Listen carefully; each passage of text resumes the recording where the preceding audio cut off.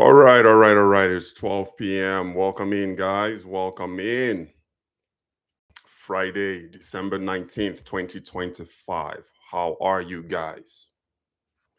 What's going on? Let me know where you guys are watching from. Always good to know where you guys are watching from. Thank you guys for participating in this discussion today about the Farouk resignation. We're going to cover it today. I'm going to opine on what I think is going on. Feel free to opine as well in the chat. So please post where you are watching from. I checked our analytics. Man, top 5 countries where we are growing in viewership. Obviously, the USA is number 1, Nigeria, number 2, UK, number 3, Canada, number 4, Kenya, number 5. I wasn't expecting Kenya, but Kenya is creeping up on the analytics. So to all you Kenyans out there, shout out to you Kenyans. You guys are doing great things out there. What resonates with you? Why do you tune in to watch me talk? Man, the year is almost over, guys. 6 more days to Christmas. Can you believe that? Just like that. Man, thank you guys so much. I really appreciate your viewership. If you're watching for the first time, my name is Richard Baricat, Nigerian-born, US-based entrepreneur. I'm sitting here broadcasting live from Las Vegas, Nevada. Born in Surulere, Lawansin, Lagos, Nigeria. Parents are from Akwa Ibom State. So welcome. Normally, I usually just drink my water. But water pass Gary. This one calls for more than water. Also calls for nice Kentucky straight bourbon. So join me wherever you're watching from. Let me pour myself a little glass of Kentucky bourbon. Join me. Pour yourself a glass of wine. You've earned everything. You deserve everything that you've earned. Let's toast to success. So Ahmed Farouk has resigned. Ahmed Farouk folded like a napkin after Dangote's $5 million overseas school fees scandal. Well, let me ask you a question, guys. Is this really about the money? Is this really about the $5 million? Or is it deeper than that? Is it really about the money, or is it about the elite, the Nigerian elite, policing other elites? And also, should Nigerian elites criticize each other publicly or fix the systems quietly? And thirdly, who benefits from Farouk's resignation? Does Dangote benefit, or doesn't the Nigerian people, do they benefit from Farouk's resignation? And some of you may even be asking, who is this Farouk guy? So my mistake, I initially said in last week's podcast, or my podcast a few days ago, that Farouk was appointed by President Bola Tinubu. That's actually not true. So he is a Buhari appointee, okay? Tinubu just happened to keep him on when he came into office. But if you're wondering who Ahmed Farouk is, I looked him up and I pulled up his information. I'm going to share with you who this guy is. So obviously he's a Nigerian elite, like I said. He's the CEO of the Nigerian Midstream and Downstream Petroleum Regulatory Authority, NMDPRA. Now it's an acronyms there. So this is the agency that's created under the Petroleum Industry Act, the PIA. And if you don't know, the president of Nigeria is also the head of the Nigerian petroleum sector. So the job of the NMDPRA is to regulate Nigeria's downstream and midstream petroleum sectors. So in this position, he became a prominent voice on fuel pricing, refinery operations, which actually ties Dangote into the matter, and market deregulation. So, as I mentioned, Farouk was nominated by Buhari and confirmed by the Senate. So, what is midstream? If you're wondering what midstream is, it covers everything that happens after crude oil or gas is produced, but before it reaches the end users. So, the midstream focuses on transportation, storage, and wholesale handling. Downstream, see, this is all Farouk's areas of responsibility. So downstream is the final stage where crude oil is refined and sold to consumers as finished product. So when you are at the filling station in Nigeria pumping fuel into your car, that is considered downstream. So there's also one more in the oil and gas value chain. It's called the upstream. So this is the first stage of the oil and gas value chain. It covers finding, producing crude oil and natural gas. So Dangote Refinery actually operates in all three value chain, upstream, midstream, and also in a way downstream as well. I think they're getting close to that. I wouldn't mind if Dangote opened up his own refinery. At least I would be assured that I'm buying the best quality petroleum and the best quality fuel for my vehicle. So the bone of contention here, guys, is the $5 million overseas school fees. Okay, let me ask you this, guys. Do you consider yourself, if you're abroad like me, would you consider yourself a Nigerian elite? Let's be honest. I consider myself a Nigerian elite because compared to the people back home, I have the means. There isn't anything that I want in Nigeria right now, today, that I cannot have. So I consider myself a Nigerian elite.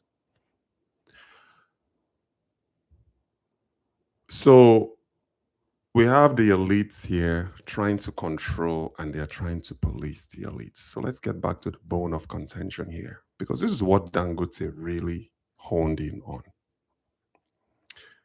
I think there's like this innate energy in Nigeria, correct me if I'm wrong, that is generally anti-elite. They think every rich person is evil.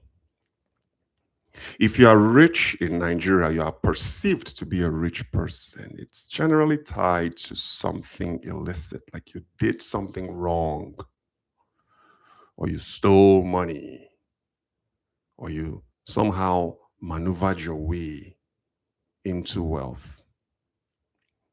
But they leave out what it takes to be a successful entrepreneur, the grind, the hustle. If you're an entrepreneur, you know what I'm talking about. See, everybody wants to be rich. Everybody wants to be the next Elon Musk. Everybody actually wants to be the next Dangote. Do you guys know that a high percentage of people in that tax bracket, they don't really take a day off? They don't take vacations. They are creators instead of consumers. They produce more than they actually consume. It takes a whole lot to be rich, and it even takes a whole lot more to maintain that wealth. There's a certain level of discipline when you have to wake up every day and you grind and you work hard. When you are not working on your business, you are thinking about your business. It takes a lot as an entrepreneur. When most people, the 9 to 5ers are, and there's nothing wrong with that because not everybody is cut out to be an entrepreneur. But there's no such thing as a 9 to 5 as a business owner. you are 100% all the time working to build your business. So the likes of the Dangotes and the Bill Gateses and the Buffetts and the Elon Musks, they fall into that category. These guys work 20 hours a day. And the majority of people, and there's nothing wrong with that. We need the labor force. We definitely need that. That is what grows an economy. You have the land, you have labor force, and then you have capital. If it were easy to be a successful business person, everybody would be doing it, but it's not easy. It is difficult. Ebbs and flows, ups and downs. You see, that part of it isn't communicated. So before you criticize, and this happens mostly in underdeveloped countries, you don't generally see too much of that in westernized societies, in a capitalistic society. I've been around enough entrepreneurs to know that they don't take the day off. They work literally 365 days a year. So today is the 19th of December. Most people are, today's their last day of work for the year. They're going to have the next couple of weeks, 2.5 weeks off. Majority of people who are done today will return to work on, let's say, the first Monday after the new year. January what? January 5th. But entrepreneurs work through the holidays. You think Elon Musk is going to take a Christmas holiday, a Christmas break? Or you think even Dangote is going to take a Christmas break? They're not. They grind. So I think that there's this narrative in Nigeria, on the ground there in Nigeria. I don't think most Nigerians abroad relate to this because they know that when you are abroad, rain, snow, shine, you gotta get out there and go get it. I've been one of those. I've worked in a negative 10-degree weather. I used to work in Colorado and Utah. Telling you, snow as high as my waist. I got stuck in the snow once in Utah. I couldn't move my car. Literally got stuck. See, that part is not often celebrated or mentioned. But when Nigerians see Nigerian elites, they tend to always, I wouldn't say vilify, that's a very harsh word. But it just seems like that is just the Nigerian narrative. It's that anybody that's well to do did not work hard for their money. So we got a situation here where we have two elites going at it. I'm going to break it down to you. I'm going to tell you where Farouk is coming from. I'm also going to tell you where Dangote, actually the angle that Dangote used, brilliant. That strategic angle, because everything else wasn't working. Man, Dangote played chess. He pulled out that wild card and he ran Farouk out of office. So did Farouk resign on his own, or was he pushed out? What do you think happened there? So I've told you who Farouk is. Now we're going to talk about who Dangote is. For the few of you who don't know, most of you who know who he is, Dangote is the richest man in Africa. Currently, he's worth about $30 billion. Compared to other billionaires out there, like the Elons and the Bezos and the Gates, Dangote is a baby. Those guys are in a different stratospheric level of wealth. But still, he's our billionaire. Farouk is a multi-millionaire. If you're able to spend $5 million to send 4 children to an international college and an Ivy League college, you're a multi-billionaire. So we got a case of a billionaire and a millionaire going at it. I'm indifferent. Whether Farouk stayed or Farouk left does not affect my personal economy. I'm really indifferent. I don't care. But if you were to ask me whose side I'm on, Rich, are you on Dangote's side or are you on Farouk's side? Let me tell you, I'm on the side of a free market system. And I think that is what Farouk, we're going to talk about this. You guys are in for a show. Let me tell you guys now. I make investments fun and I make entrepreneurship fun. Some of you guys are so you guys are too uptight sometimes. You see, I can cover a range of topics from entrepreneurship to geopolitics, cover a range of topics. These things actually matter to me. Do you know why? Because here's the thing, Dangote is planning an IPO in 2026, for those of you who may not know. Dangote Oil, I'm interested in Dangote Oil. So you might think someone like me, a capitalistic investor, yes, I will wear that badge all day long. I love, well, I wouldn't say I love, I would say I like money. Do you know why? Because nothing in the world is free. That's why I like money. I gravitate towards wealth. I enjoy being around people with means. Why? Because I've been around poor people and they are not fun. I like people who talk about solutions, people with big ideas. Nothing against poor people. But I got down to the fork. When you get down to the fork, you got to pick a lane. I chose the lane of wealth and the lane of means because it allows me to be able to support my community, create jobs, and advance Nigerian business people all over the world. Would I consider my dad a Nigerian elite? Yes, because he sent me to the United States to be educated. Sending your kids abroad to be educated is as old as mankind. I think most people, if you have the opportunity, if you're in Nigeria, and you're able to crawl out of that bowl and you enter into the Nigerian elite realm legally,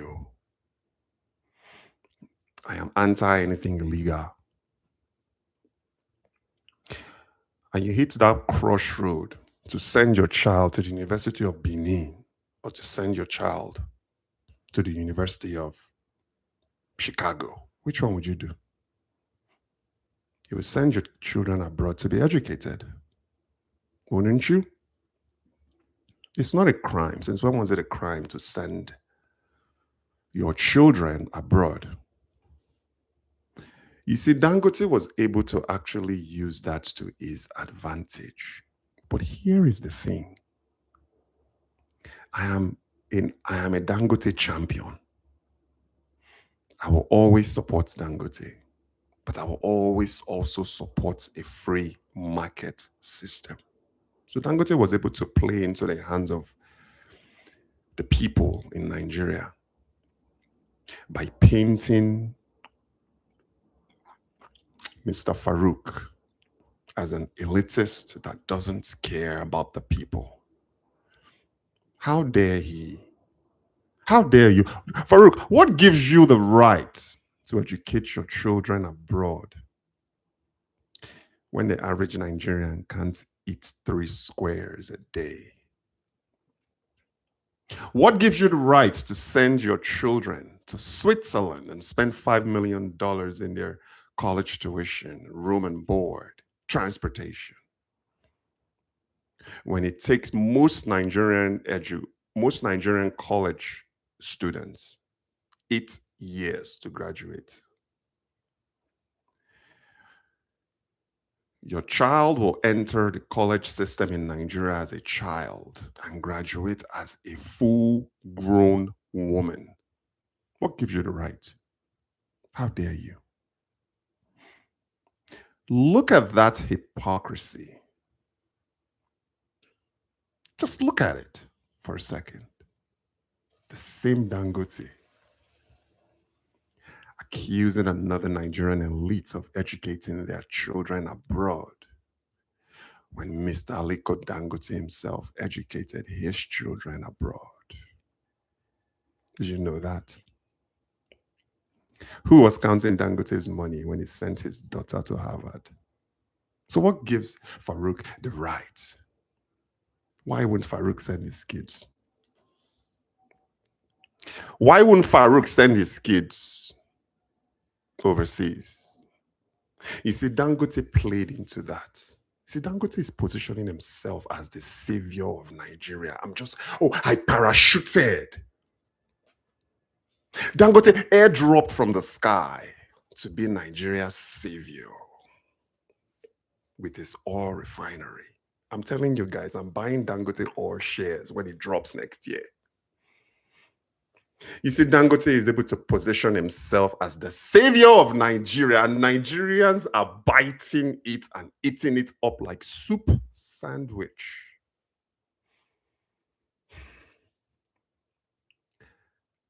Do you not know that Dangote is a capitalistic entrepreneur? If you think the Dangote refinery is built for Nigerians, you are absolutely wrong. It is a for-profit organization. It's not a non-profit organization. Tell me the last time you went and bought free Dangote fuel. If it were built for Nigerian people, it would be free. The man invested $20 billion. He raised it. Kudos. That's what I like. He is going to go from $30 billion, a net worth of $30 billion. What are we? We're in December 2025. By the end of December 2026, Dangote would have quadrupled his net worth. If Dangote is not a 100 plus billionaire by 2027, something is wrong. Because the planned IPO is projected to raise anywhere between $100 billion to $200 billion. And I'm going to be one of those investors. So the $5 million, look, man, that's nothing. What's $5 million to send 4 children to school? You see, I went on record and I said it the other day that it doesn't matter where Farouk got the money, as long as Farouk didn't kill anybody. If you were in the position, would you not capitalize? You see, you guys think that the world is an even playing field. Let me break the news down to you. It is not. Is the world even? The world has never been an even playing field, and it will never, ever be. There will always be the rich, and then there will always be the poor. Taking money away from the rich isn't going to make the poor richer.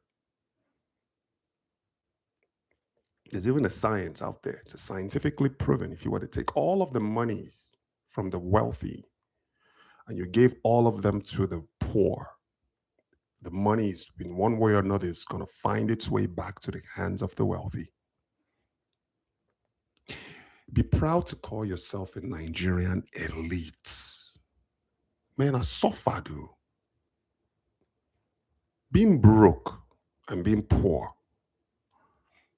is not fun. You can't do anything when your back is up against the wall. You just can't. You can't help yourself. You can't help your family. You can't help your friends. You can't help your community. It's okay to be an elite, a Nigerian elite. You see, the Dangotes and the what's his name? The Farouks. I like those guys. Farouk is not perfect. We know that he didn't get his millions from his annual salary as the CEO of the NN, whatever you want to call it. You know, Nigerians and our acronyms. We know he did some favors for people and he got rewarded for that favor. We know this. He's no different from Dangote. Guys, the fruit does not fall too far from the tree. Dangote is the beneficiary of these so-called favors that I'm talking about. So Dangote cannot position himself as the savior of Nigeria. Checks and balances is important. So let's break down this Farouk $5 million overseas school fees for his kids. So Dangote accused him. Oh man, he sent $5 million. The average Nigerian can't even smoke Gary. They don't have clean water. Rich, how much?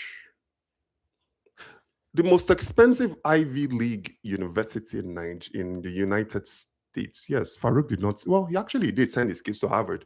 But before that, he educated them in Switzerland.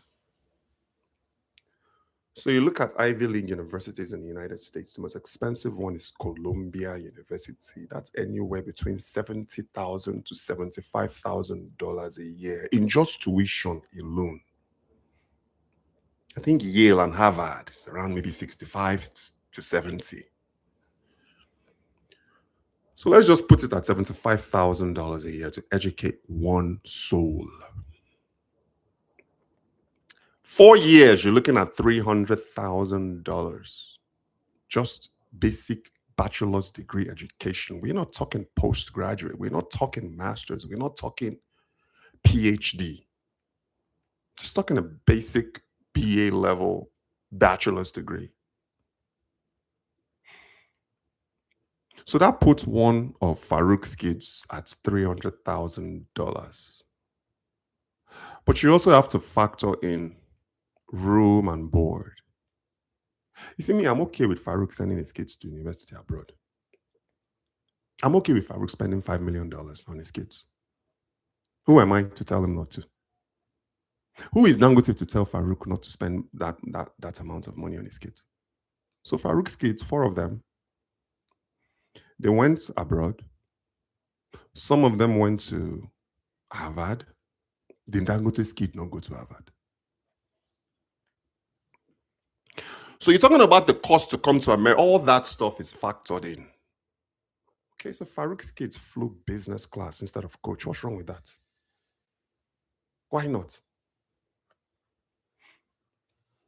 You see, to me, it's not about being pro-elite or anti-poverty. I've told you guys this before. If you follow me, I don't like poverty. But if a man has the means, did Farouk get there by accident? I'm pretty sure Ahmed Farouk worked his way up to being the CEO of the organization that runs the midstream and the downstream of the Nigerian oil and gas sector. Dangote also worked his ass up from a $3,000 loan from his uncle in the 70s to a potential $200 billion market capitalization when Dangote oil goes public. See, it takes discipline to go from nothing to something. How many of you have that discipline? The same Nigeria that I go to, that people will sleep until 12 o'clock in the afternoon. The elites don't sleep till midday. They wake up at 4 o'clock in the morning and they grind till midnight, and then they repeat. Most people who want to be the elite don't know what it takes. They don't have the discipline. You know, that discipline that I'm talking about, when you just don't feel like it, you still get up and grind. When you just don't feel like it, you still get up and go to work. That's that discipline that I'm talking about. Man, when I was in the US Army for 3 years straight, I woke up at 4 a.m. for 3 years straight. I did more by 9 a.m. than most people did their entire day. I did it for 3 years straight. That's discipline. That is what separates the practitioners from the pretenders. You can't hate on Farouk any more than you can hate on Dangote. So Dangote sent, he walked that angle. I'm going to get to that angle that he walked.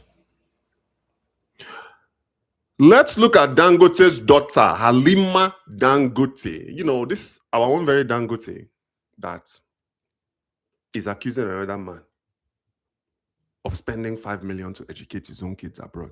This same Dangote educated his own daughter, Halima Dangote, abroad. Let's look at her credentials. Bachelor's degree, American Intercontinental University, London, England, marketing. MBA, Webster's Graduate School in England. England, though, not just. BA in London, not Lagos. Executive education. She has completed leadership and executive programs at Harvard Business School.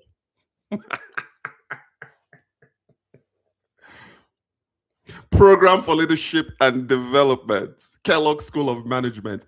Oh, Alima went to Colombia.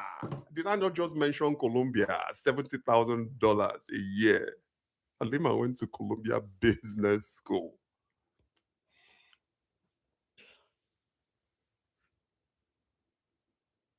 Farouk sent his kids to Harvard. Dangote sent his kids to Harvard. But Dangote is accusing Farouk for sending his kids to Harvard and shaming Farouk for that. Alima today leads, at least she's one of the top executives at her father's oil and gas company. Is that not positioning? Did Dangote not position Alima for success? There's another person in Dangote's orbit that Dangote sent to school, another one of Dangote's kids. Master's degree, Coventry University in the United Kingdom, not Edo State. She graduated with a master's degree from Coventry. And then there are other students as well. Sorry, other kids as well that Dangote sent abroad. Dangote has no rights to shame Ahmed Farouk for sending his kids to school abroad. Combined, how much do you think Dangote spent? Farouk's 5 million probably pales in comparison to Dangote's, how much Dangote spent on his kids. Pales in comparison. For those of you who are looking at Dangote as the savior of Nigeria, I'm telling you, I'm breaking it down to you, Dangote is not the savior of Nigeria. It will never be. He's a capitalistic entrepreneur. It's not negative, it's actually positive. You think he's there to save you? I see Nigerians. They are happy. Our oil refinery. No, it's not. It's not your oil refinery. It's Dangote's oil refinery, not yours. Let me check the chats before we go proceed. Welcome in, Chemtrek 0072, my brother. Active Dodger, you as well. Welcome in, guys. Where's CJ at in this conversation? She needs to get on.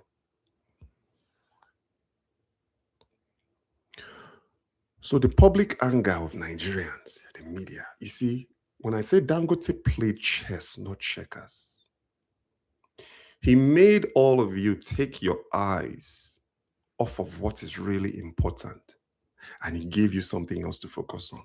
He gave you $5 million to focus on, and you completely took your eyes off of what Farouk was trying to do. It's not as if I'm supporting Farouk. I'm supporting a free market system. Guys,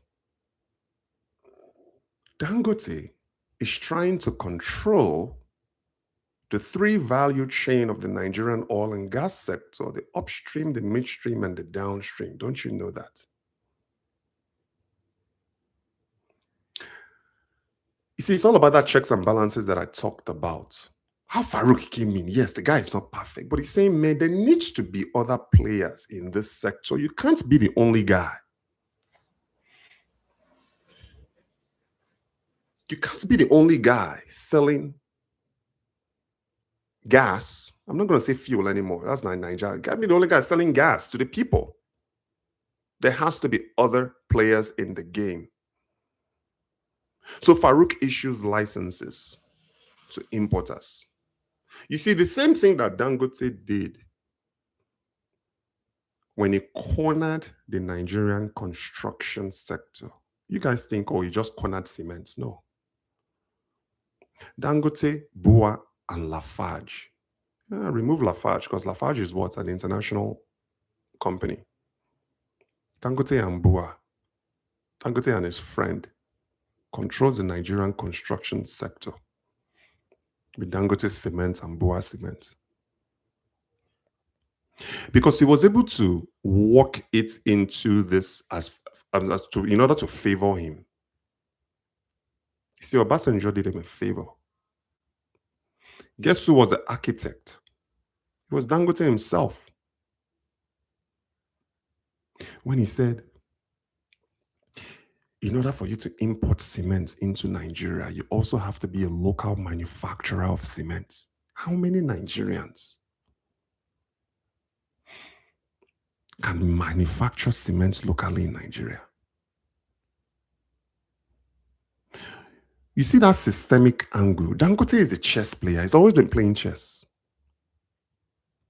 That was how he was able to corner the Nigerian construction industry in his favor. Because everybody who was importing at that time, they lost their import licenses because they were unable to produce cement locally. And as they fell off, Dangote's wealth grew. And as your wealth grows, your authority grows, your income, your money grows. Dangote was able to become a king maker. He's not a king, he's a king maker. He puts people in position that aligns with his businesses. The same thing is what's happening right now with the oil and gas sector. It's on its way to become monopolized. Because now that they've ran Farouk out of office, but then again, you can say, well, did Farouk really stand a chance? A millionaire going up against a billionaire, who wins that fight 10 times out of 10? It's the billionaire that's going to win it. Because he has more money, he has more influence, he can bleed out Farouk. And Farouk just said, you know what? This battle, see guys, you got to pick your fights. He did his best to be able, yes, Farouk probably, his pocket was padded, but wasn't Dangote's pocket also padded? Do you think he's a saint? Nothing against Dangote. I like what he's doing, but he's positioning himself right now as the answer to Nigeria's oil and gas sector, and as the answer to Africa's oil and gas sector. The man is ambitious. Currently, he's the largest single train oil refiner in the world. He wants to be the largest, not only in terms of being a single train oil refinery in the world, he wants to be the largest in volume by 2030. So what becomes? Dangote can compete, like he said, in the quality space. You see, now that Farouk is out of the equation, so now Tinubu has appointed Farouk's replacement. Oh, not only that, somebody else also resigned. The guy that runs the upstream version of what Farouk does. When Farouk left office, when Farouk resigned, that one also resigned. So now the Nigerian government, Tinubu is scrambling. He has nominated some puppets that will be confirmed by the Senate. You know that's going to happen. They're going to confirm it, them. And now Dangote now controls the puppets. What about that mom and pop oil importer? What becomes of them? They are screwed. Dangote is going to monopolize the Nigerian oil and gas sector. That's what this is all about. And he touched on a very sensitive topic. Man, the guy, man, he's a brilliant strategist.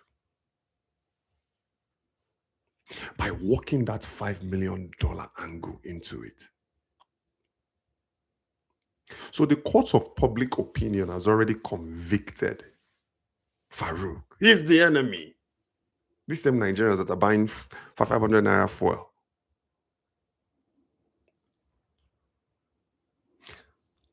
So Dangote has won. Let's be honest. Dangote won the war.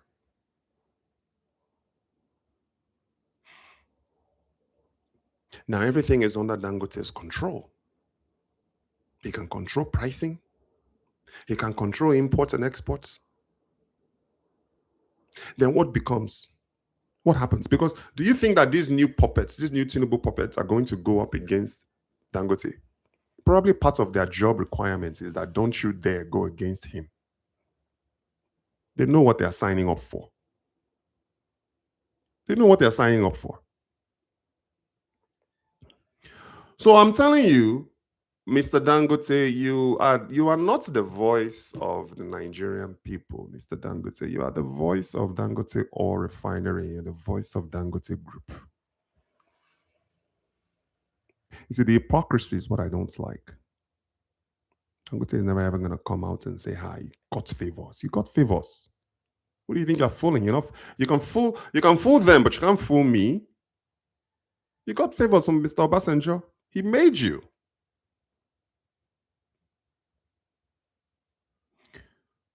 Nigerians, wake up. Find your lane. Carve out your own lane for yourself and move and become a Nigerian elite like the Dangotes and the freaking. Look, if you guys are thinking that, if you're feeling sorry for Farouk, he lost his job. Don't you feel so? Don't you dare in your life feel sorry for the Nigerian elite. Farouk right now has probably purchased a plane ticket to somewhere abroad to just go and relax, because it takes a toll on you. Being a CEO of a company like that with the pressure from Dangote is not easy. So I'm pretty sure Farouk is probably going to take about a month or two off. Do you think Farouk is going to vacation in what do we have? Where can you even vacation in Nigeria today? If I were to go to Nigeria right now and say I just want to go and vacation somewhere nice, where? We don't have anything. So Farouk is probably going to go on vacation abroad, chill for a while. You shouldn't feel sorry for him any more than you feel sorry for Mr. Dangote that's walking. You see Dangote, he looks stressed. Let me tell you something. Dangote is beholden to, okay, let's say when he goes public. When he goes public, he's going to be beholden to Dangote Oil and Gas shareholders, not to you, the 500 naira fuel buyer. He doesn't care about you. He's going to care about his shareholders. So for you guys who are thinking that Yes, Dangote oil is in it's. I'm proud that Nigeria houses and homes the largest single train oil refinery in the world, and potentially the largest in terms of volume. And I think most people can be proud of that. But let it stop there. If you're thinking that your life is going to be easier and you are misdirected thinking that Dangote created its refinery for you, you don't know what being a capitalist is. You really don't. So let's look at some of these charts. Chemtrex. Mbok, I don't think Nigerians have issues with wealthy folks. Some do, Chemtrex. I think it's quite the opposite. They worship wealthy. If you're talking about like your Nigerian social media celebrities, those ones are not rich now. But you know what? Dangote played into that. Well, there may be some that you would say worship wealthy, but I think most the sentiment, what he was able to play into. Tell me, Chemtex, if you grew up in Nigeria, I'm not sure if you were born in Nigeria. Remember, they used to tell us like money is the root of all evil.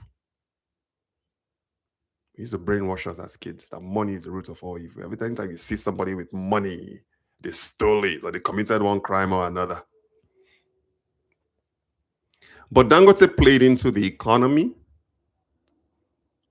He played into the economy. Yes, we know that Nigerians are struggling right now. Many can't afford. A lot of people are actually going to go hungry this Christmas that's coming up in a week. He played into it at the perfect time.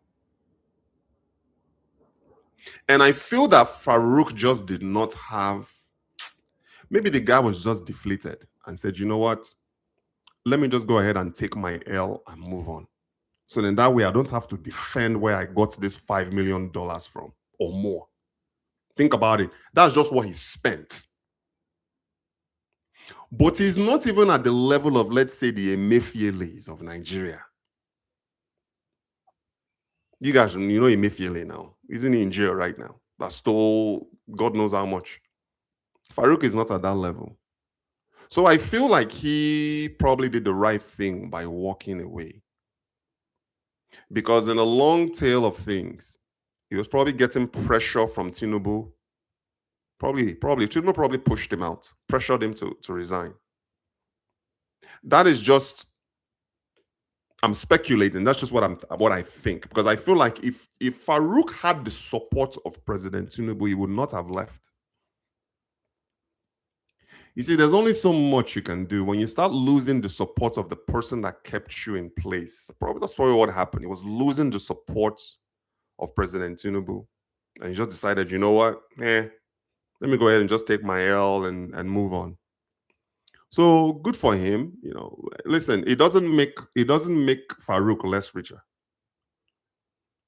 To be honest with you, the connections that he's made, he might even be better off in the private sector than he is or than he was being a government appointee. You know. So Active Dodger say, who is this Farouk fellow? I'm sorry, but I've never heard of him. I told you, yeah, he's the guy that runs the downstream midstream sector of Nigeria.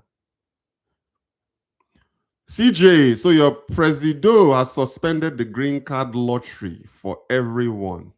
Green card lottery to where? To the US? I thought Trump stopped that in his first term. Tinubu should not be suspending nothing. Let Nigerians migrate if they want to. Let Nigerians migrate if they have the means to.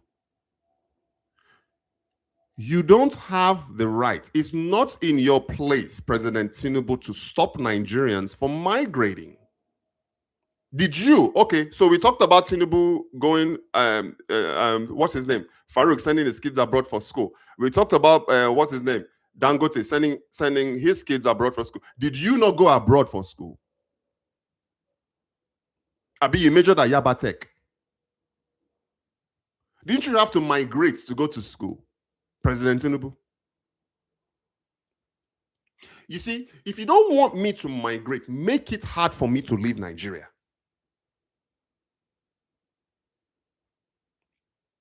Period. We are losing doctors left, right, and center. Do you think keeping doctors in Nigeria is going to change anything when they don't even have housing? They are not paid. You can't even compete. Oh, you think I'm going to spend 16 years in med school to make 200,000 naira a month? You know what Tinubu could do? Create an enabling environment that prevents people from migrating. That's what the United States does. The United States creates an enabling environment that prevents most Americans from leaving the US. Actually, better than that, the United States creates an environment that attracts the best of the best. Not only are you keeping, not only is the US keeping the best of the best, they also attract the best of the best into the US. Maybe the president of Nigeria and the governors of Nigeria can actually copy that strategy by not only creating an environment where Nigeria's finest remain at home, but also attract.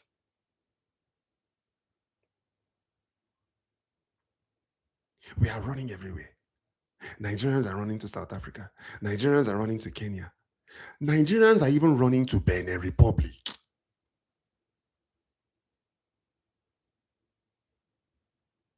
For a better life. Stopping migration changes nothing. Because what are those people going to do? How many hospitals, guys, do you know? How many hospitals do we have? I'm talking about international world-class standard hospitals. Go to Loot in Lagos. For those guys who are aware of Loot in Lagos, run down. Infrastructurally, South Africa is running circles around Nigeria. Infrastructurally, we are only big when it comes to the GDP. We are the largest economy. That's where the opportunity is. But infrastructurally, South Africa is running laps around us. Skills gap. Most Nigerians are just educated on paper, educated for nothing. Majority, look, when you are in college, that's all theory. You still got to go out there and apply what you've learned in the real world. Where are the opportunities for Nigerians to be able to work within the country? So, the whole stopping of the green card thing is asinine. Because you also migrate, Mr. President. Sheyi Tinubu migrate. Did Wole Soyinka not call out Sheyi Tinubu the other day, saying that Tinubu's security detail, can quell all the insurgencies in Nigeria? If Sheyi Tinubu wants to go abroad today, he can go. Give other people the opportunity. Give me the choice to say, okay, I want to go, I don't want to go. You see, this is the elite, Nigerian elite thing that I'm talking about. Becoming a Nigerian elite allows you to be able to see the world, to be able to migrate, to be able to afford to be able to migrate overseas, either for college education or for shopping, or maybe to go and get overseas ideas. Did anybody stop you, Tinubu, from migrating? So why are you stopping Nigerians?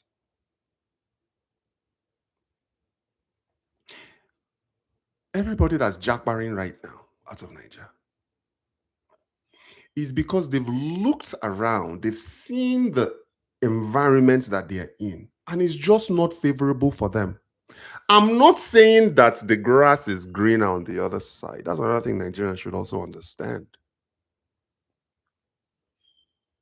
The grass isn't always greener. Some of you can come abroad, man. I'm telling you, you will run back home.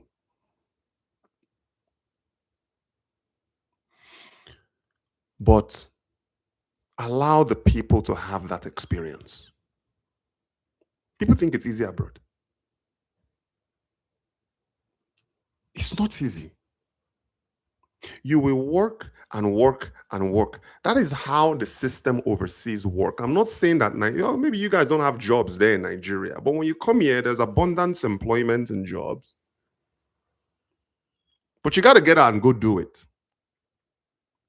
So the grass is not greener on the other side, but allow people who can do it legally. You see, all this backdoor migration is usually what prevents a lot of Nigerians who come overseas from being successful. Because they come in with fake documents. Some of them don't even have their right age. Driver's license, one age. Passport, another age. Driver's license, one name. Passport, another name. But if people are able to migrate out of Nigeria legally, you shouldn't stop them. Do you think Trump is stopping? You see, Trump doesn't have to stop Americans from leaving because he's given them a great environment. I'm not saying just Trump. I'm just talking about most American leaders and American presidents. Just makes America an attractive place to keep people, and then to also bring in new, fresh ideas. If you studied American history, the majority of the infrastructures built in the United States were built by immigrants. The atomic bomb was built by immigrants. The same atomic bomb that stopped the war, built by immigrants. The founder of Google, Sergey Brin, is he not an immigrant? The current leader of Google, is it Google? Microsoft, sorry. Is he not an immigrant? Oh, the man that is about to become the first trillionaire in the world, Mr. Elon Musk, is he not an immigrant?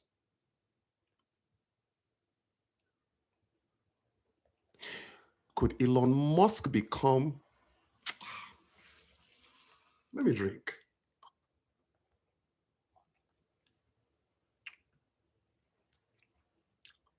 Let me have another one.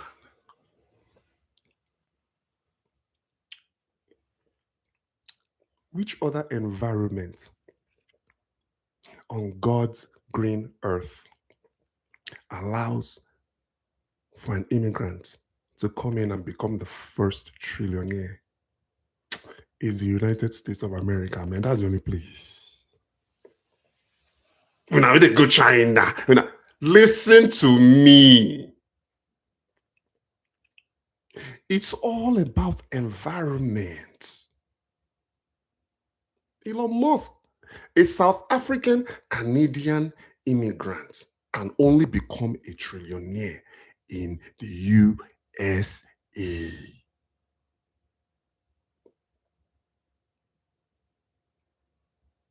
Elon Musk cannot be a trillionaire in Canada. He can't be a trillionaire in South Africa. He can't be a trillionaire in the UK. He can't be a trillionaire in Germany. There is only one place on this planet universe that Elon Musk can be a trillionaire, and it's the United States of America, baby.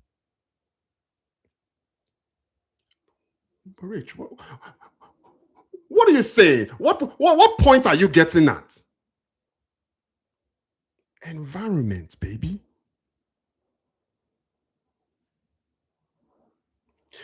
The US environment is built to attract the best and the best. Bring what you know.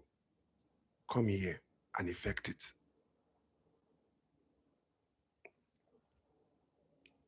Why can't Nigeria? Okay. Chemtex is probably going to say, Rage, you can't compare America to Nigeria. I get it, I can't. But why can't Nigeria create an enabling environment? When was the last time you saw a Nigerian patent? Like, this was homegrown in Nigeria. This came from Nigeria. They don't exist because the environment is not there for the best of Nigerians. Nigerians are some of the smartest people in the medical healthcare sector in the US. Some of the finest doctors are Nigerians. Why can't we develop something?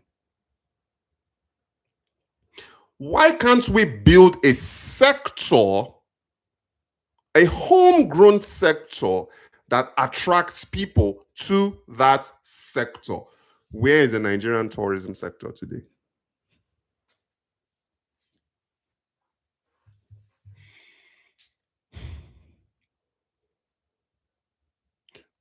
Where is our world-class hospitals?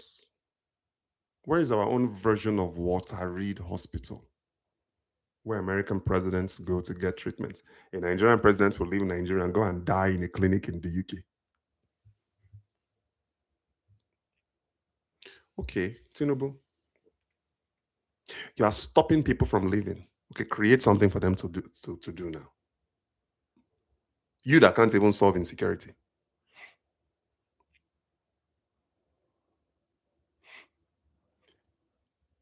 They are whipping your ass. Man, I saw a photo up the other day. What is this guy? The Department of Defense, whatever his name is, the head of the US military was sitting there in a photo op, sitting on the left, Tinubu sitting on the right, and then Tinubu just had his hand.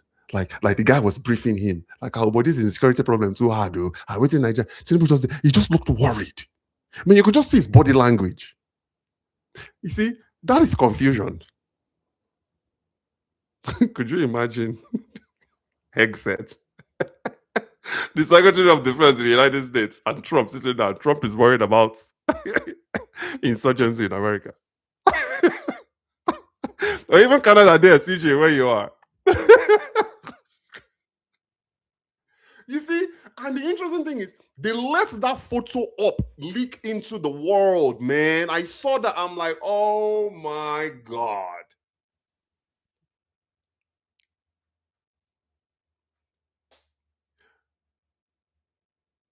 Those teachers that were kidnapped in Kebbi are still missing under your watch.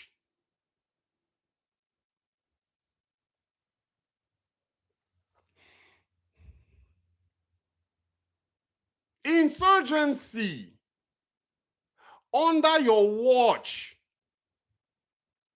Tell me why Nigerians will stay to develop their own country, let alone attract FDI, foreign direct investments. The people who are investing in Nigeria right now are just plain risk takers, and I'm one of them because I see the upside. At least we are doing our part. We are trying. Next week now, I have to send some bonuses to my team for the Christmas bonus to my team in Nigeria for them to enjoy Christmas. Like those who can, we are trying in our own little way.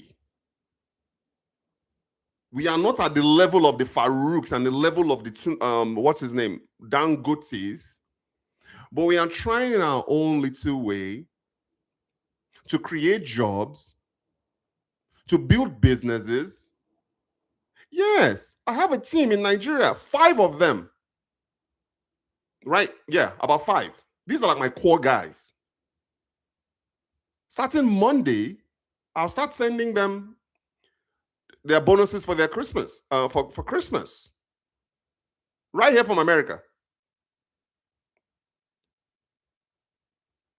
because it's going to help them at least chop good rice and stew if they want to with their families.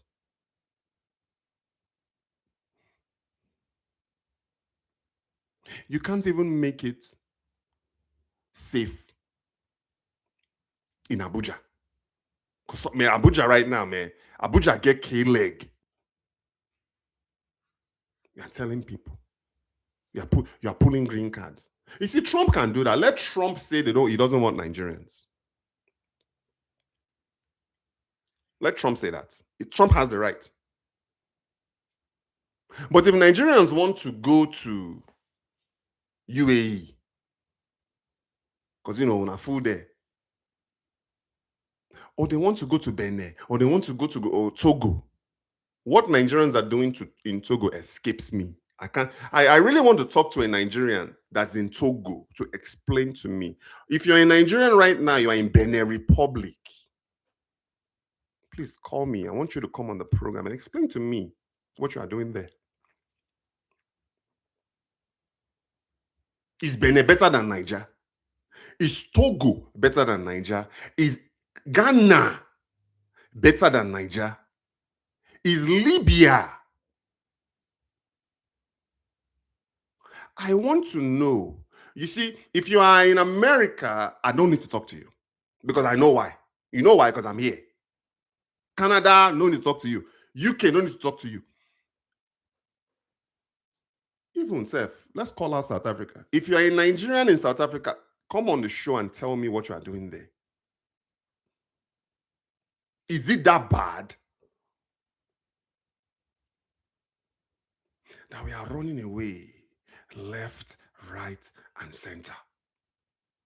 And then you have the audacity to tell people they can't go anywhere they want to go. You, the same guy that came abroad and went to school. You, the same guy that travels overseas for holiday. You are telling Nigerians that they can't leave. Give me a reason to stay.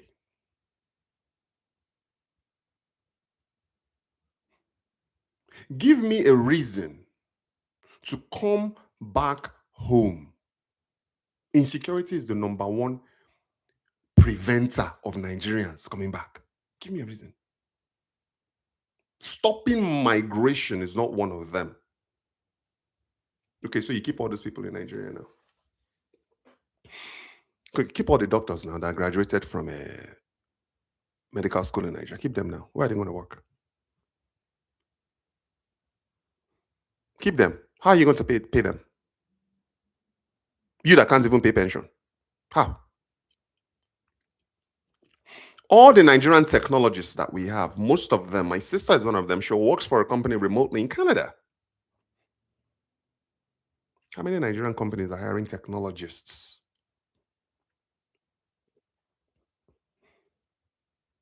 How many? Skills gap. I read somewhere, guys, when I think that Nigerians are educated, there's a lot of Nigerians that just don't have the skills. I'm talking about just basic skills. You hire somebody, builders, investors like me, you know what I'm talking about now. Hire somebody to come and install your window and tell me what happens. It happened to my cousin in Texas. Man, this guy was building in Uyu. He spent 2 years just building remotely. The man was excited to go back to Nigeria and see the fruits of his labor. He was excited. He said, Rich, man, I got there. The first thing that I saw was that my window was like this. And my door was like this. He fired everybody on the spot.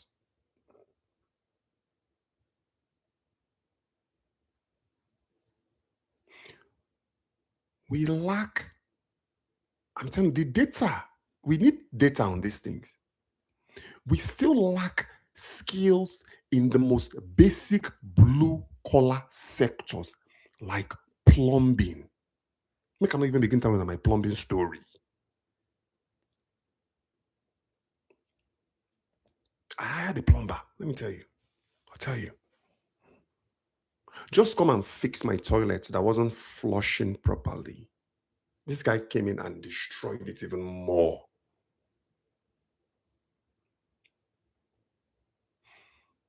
A so-called licensed plumber made the matter worse. I fired him on the spot. The only thing that's working for me and my property is like I have 4 toilets and only one works. The toilet in my master room does not work because of this guy. I got to get out of my room, go, walk past the living room, go into the guest side of the things. That's the toilet that I use when I go to Nigeria because I had an incompetent person. Same thing with mechanics. Go and try and fix your car in Nigeria. They will make it worse than it was before. We have an issue, a skills issue.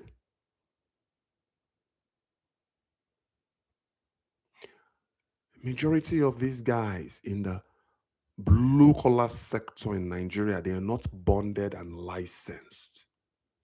Who is training them?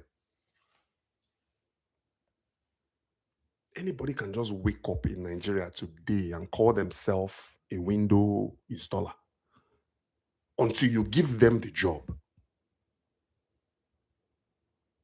And then you realize that most of these people they are using your project to learn the trade.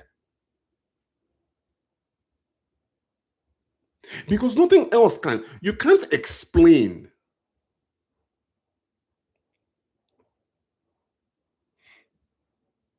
the lack of the skills gap in Nigeria.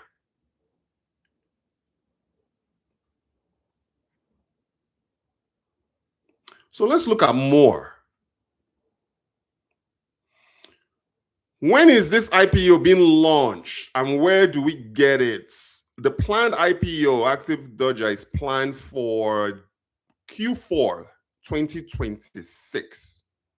So for you to get it, you have to sign up with a brokerage company. I use Meritrade, Meritrade. Or you can go to the NGX, Nigerian Stock Exchange website. There's a list of licensed brokerage firms that you could sign up with. And obviously you have to sign up with them. They're going to ask for some documents from you if you're based in the US, and it has to be notarized. So they're going to need your passports. They're going to need you to fill out an application. They're going to need some documents from you, but just get it notarized because you are based abroad. You're not local there. So you just get it notarized. I don't know how much notary is where you're from. I think it's about $10. And then you submit that. They'll look it over. They will, and then if you pass, they'll bring you on board. And if they need anything else from you, they'll let you know. But Meritrade is who I use. Meritrade. They're a licensed NGX brokerage firm. And the cool thing about this Active Dodger is you can actually buy your own shares. You can buy and sell your own shares. Yes, they take a fee when you do that, though. But remember, you are not buying Dangote or any other shares in Nigeria to flip. I hope you are not a day trader. Me, I'm a buy and hold kind of guy. You just want to buy the shares and hold it for maybe 10 years, 15 years. You may never even need to sell it. Like for me, in the US side, I have S&P 500, and then my main primary stock is Walmart. I'm never ever selling that stock. It's in my will. I'm just going to pass it on to my children. Never ever selling it. And then my goal is to live off of the dividends. Obviously, the more money you put in it, you can live off your dividends. So it's very easy. The days of going around and looking for a broker those days are gone. Just go to and there's a lot of them. I don't have a brand deal with Meritrade, but you can just go on the NGX website, and then there's a list of the people there. Everyone that's on that list is regulated, so you can sign up with them, and then you have to fund your account. So I fund my account from the US. I just transfer USD to Naira. And the cool thing about the Dangote IPO is you can buy in Naira and then the dividends are paid in USD, in dollars. So you got to fund. It's the same concept here. I got to fund my Fidelity. So in the United States, on the indexing side of the US, I still fund my Fidelity brokerage accounts with USD, and then I buy my stocks every month on the first of every month. Right now, we are 75% index funds and 25% stocks, but we want to change it to 90% index funds and 10% stocks. Because indexing is where it's at. If you follow Warren Buffett, indexing is where you want to be. It's very easy. But the thing is, here's another thing too Tinubu can do. Maybe you can start teaching and training Nigerians on how securities works, on how Nigerians can buy. Put it this way, if you put up 10 Nigerians right now, 8 of them don't even know their way around stocks and index funds. That's 80%. Maybe we can actually try that. So yeah, hope I've answered your question on the IPO. It's planned. He's saying Q4 2026, but it can happen before then though. But just be prepared for when it happens. And you want to hold, here's another thing, guys. Hold on to your hard currency. Hold on to your USD, your dollars in your US accounts. And only make a move when you absolutely need Naira. Like, I have a dollar account in Nigeria, but I don't have much there. Majority of my money is here in the US, and then when I need to do something in Nigeria, I just go to the app that I use, SendWave, and then I'll transact. Right now, what is it right now? How much is Naira right now to the dollar? It's it's 1,471 Naira to a dollar. You guys know that is weaker. The USD is weaker in December. It's actually going to be stronger starting in Q1. So I can see it's creeping back up to about 1,600, 1,650 to a dollar. So just hold on to your USD and just be ready. You're gonna know. They're gonna tell you, I'm following this guy, this Dangote guy. And if anything major breaks, I'll come on and let you guys know about it.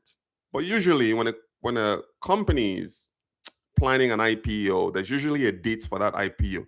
They just don't wake up overnight and go and ring the bell at the stock exchange. It doesn't happen like that. They'll give you notice. But this is when we're planning on doing it. And then that is when you transact your USD to Naira to be able to buy in Naira. And then just hold on to it. Just set it and forget it. Think of it like, you know what? I'm investing for the next 10 years. Don't even think about the money. Just put it in there. Buy your Dangote IP stocks and just leave it. Don't touch it for 10 years and see what happens. Okay. So wasn't Farouk in civil service for the last 20 years? This is the highest office he's ever had and makes 43 million Naira a year. And we shouldn't ask now that he's able to afford $7 million for school fees. Why would he make 43 million a year? Are you sure it's not 43 million a month? So 43 million, how much is that? Divided by 12.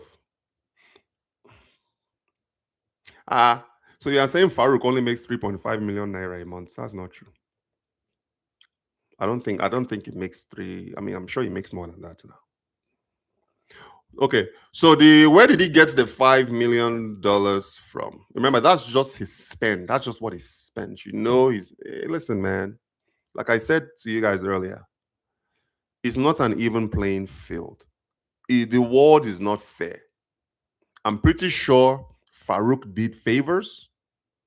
I won't go as far as to call it bribing or corruption.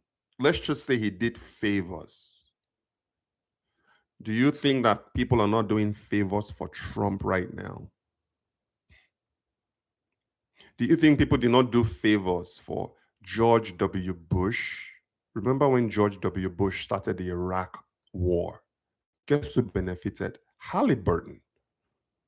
George Bush. Halliburton was owned by Dick Cheney. Guys, what the world is not fair. It's never ever going to be an even playing field. I'm pretty sure Farouk did favors for people and got rewarded. Just like somebody did favors for Dangote. Obasanjo did a big favor for Dangote. Do you think Dangote did not reward Obasanjo? You see, when I want black and white, go to church. If you see the world as a fair, even place, just go to church and pray, which 99% of Nigerians do anyway. Where are they? My own thing is this. Hey, look. If you look at wealth, the way wealth is built, it's really controlled by a few handful of people. The global wealth. They are all doing favors for each other. Scratch my back, I scratch your own. So long as nobody die. You know? So Farouk made his money from the favors he did for importers of oil and gas. Because Farouk, in his own way, wanted to the best of his ability, make it a fair fight. Because he did not want Dangote to monopolize the oil and gas sector. So yeah, somebody's gonna come to him and say, "Hey man, I need a license. Here's $1 million." And Farouk has to be able to walk it. When I'm not sabi as this thing they walk. Let me tell you, when I was in college, I went to college with people in Igbinidion's camp. You guys know Igbinidion, the former governor of Edo State. Igbinidion. Is he still alive? They were paying school fees for their children, 3 children, in the US. Not only did they pay school fees for them, the apartment paid for from Nigeria. Bills. My boy be no get problem now. He just woke up and went to school. Apartment paid for, brand new Mercedes, school fees paid for, all from somebody in Igbinidion's camp. Man, barricades in college. We used to convoy Jaguars. You see me, I was always the connector. I was always the one that brought people together. Man, in college, guys, catch your phone. From 18 to 28, you don't need to be there having kids and doing this. If you are watching this and you are in college, catch your phone in college. This is Benedion crew. We were young. We were in our early 20s. I would probably say from like 21 to 24. Man, the current phone where I catch for Los Angeles. You see, I don't know what these guys do. All these guys today are now into social media guys. We didn't have social media. You went out and you met people. Today, when they DM each other and you are still shy about it. Man, Nigerian boys, I don't know what's going on today. Because you guys have social media. We did not. We had to go out there and make our presence felt. in the nightlife scene in LA of the early 2000s. My boy, this is Benedion guy. I won't mention his name in case he's watching. He could just enter town. Okay, what are we doing today? What are we doing this weekend? Just rent Jaguar. Man, we used to convoy 4 Jaguars back to back. We could just pull up in front of a club. Back then, that club was called Avalon on La Brea in Los Angeles. If you've been in LA, you know La Brea, you know what I'm talking about. We could just, Niger boys, though. We could just pack 4 brand new Jaguar S-Type. Back to back to back. 4 cars back to back. I mean, I go drive one. Come out there, man. They will not open rope when I enter. We had a table. Wait a minute, we were kids. 21, 22. Young, small boys, though. Pop table. Pop bottle, rather. Man, back then, that Davy Banner song, man, stunting is a habit, dread like me. That was our shit.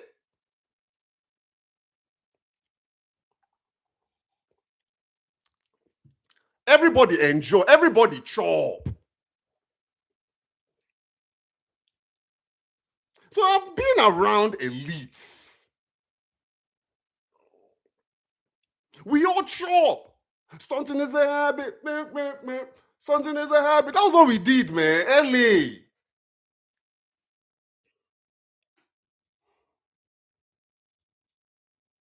So maybe in a way, I was the beneficiary of the favors.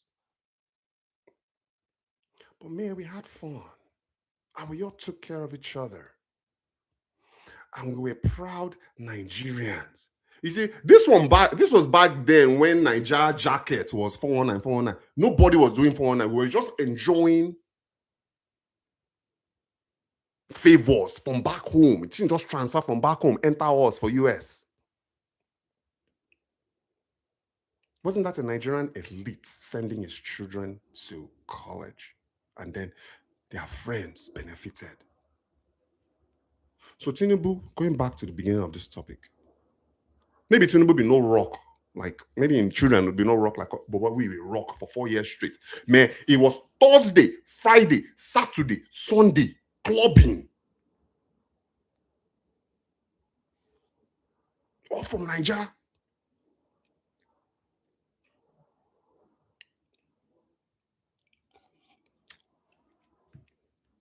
Me, bro, I'm a Nigerian elite. Nobody's gonna take that shit away from me.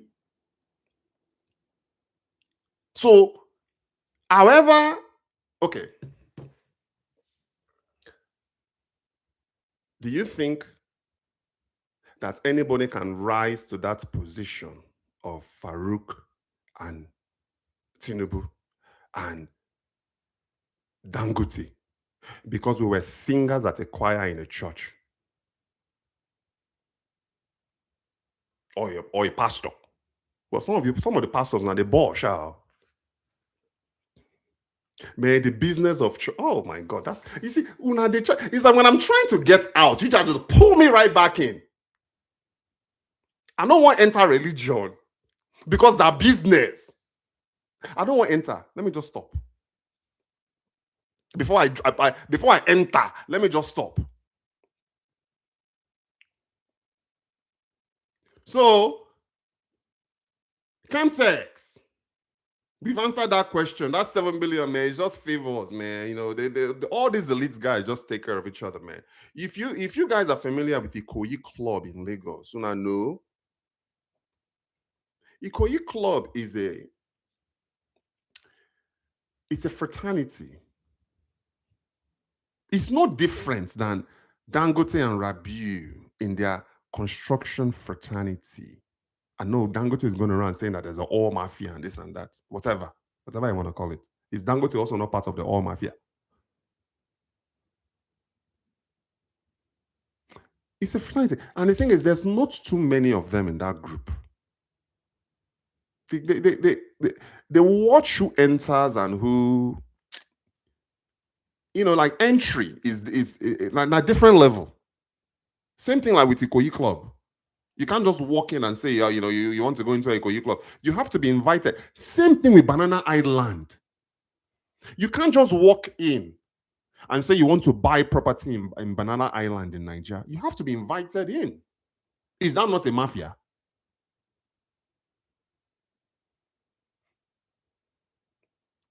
What is wrong with that? So he did favors for people. This one that Dangote is going around thinking he's a saint. He's Pope John Paul. Dangote no be Pope John Paul. I'm not saying Dangote is a devil. I'm saying that Dangote is a businessman that only cares about his bottom line. And if caring about his bottom line trickles to help the less privileged, that is just the benefit of that. But for those that are thinking that Dangote is there to save them, their life is going to be easy because we have a Nigerian, that is not your refinery. Now, Dangote refinery be that, not be your own. So I'm indifferent. Put it this way, I'm indifferent. I don't care. These new ones that are coming in, we'll see what's going to happen now that Dangote has its way. Now that Dangote has ran, because that's pretty much what he did. Now that he's ran Farouk out of office, let's wait and see what the relationship will be like with the incoming leaders of the downstream, midstream, and also the upstream. Let's see what happens. Only time will tell. So just looked it up. Colombia is $93,000 a year. Okay, nice. Okay, so I'm far off on that. Yes, that's the most expensive school in the United States. Oh yeah, Halima Dangote went there. Okay. These are not comparable categories. Conflicting private wealth creation with public authorities, either a fundamental misunderstanding of economics and governments or a deliberate attempt to blur the lines. Okay. So, I don't disagree with that. It is not Dangote's job to create an environment for competition. You're right. That's the government's job for that. It is the government's job, 100%. Import substandard PMS from Europe, Malta is not competition. It is denting our wealth to Europe. But it's still a free market, though. You know what I mean?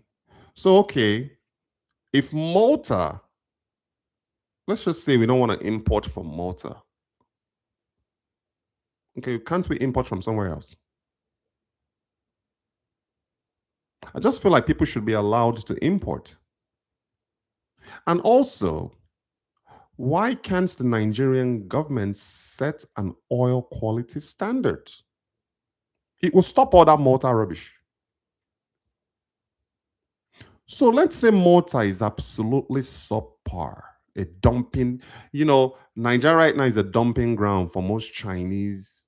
You see, there's like poor quality and then there's like poor. That's majority of the goods that are coming in from Nigeria from China into Nigeria right now. Me that bought fan that did not work, brand new fan out of the box in Nigeria didn't work. Okay, let's talk about Malta. Fuel quality is substandard. Dangote is complaining about that. Okay, why can't the Nigerian government come in and set the standard for imports that importers have to abide by in order for them to bring PMS into the country? Why can't we do that? You see, Dangote doesn't want to do that. Dangote just wants to control everything. Okay. So if the oil quality or the PMS quality from Malta is, let's say, a C grade, destroys car engines, which Dangote has actually said happens. Why can't Nigeria go and set A minus? So if Dangote is bringing in A plus PMS or refining A plus CMS. Why can't the Nigerian government go and set a B plus PMS standard that eliminates the need for the D plus multi-grade PMS? Because we are incapable of doing that. And who is going to enforce it? See, Dangote just wants Malta to go away altogether. It's like this Colombia thing. Colombia has criteria that you have to meet in order for you to be admitted into Colombia. Does that mean that, okay, me that went to State University, Cal State University, Northridge.